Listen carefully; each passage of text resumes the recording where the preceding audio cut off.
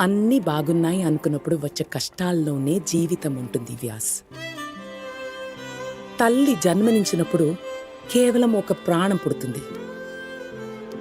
ఎప్పుడైతే బ్రతుకు మనకు కష్టాల్ని ఇస్తుందో అప్పుడు ఒక జీవితం పుడుతుంది.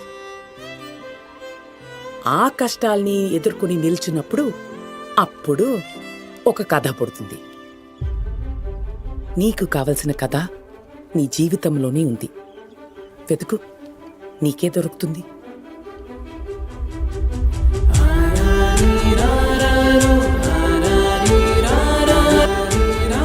కొన్ని కథలు జీవితాలుగా మారుతాయి, కొందరి జీవితాలే కథలుగా మారుతాయి. జీవితం ఆగిపోతుందని జీవించడాన్ని ఆపితే ఎలా వ్యాస్?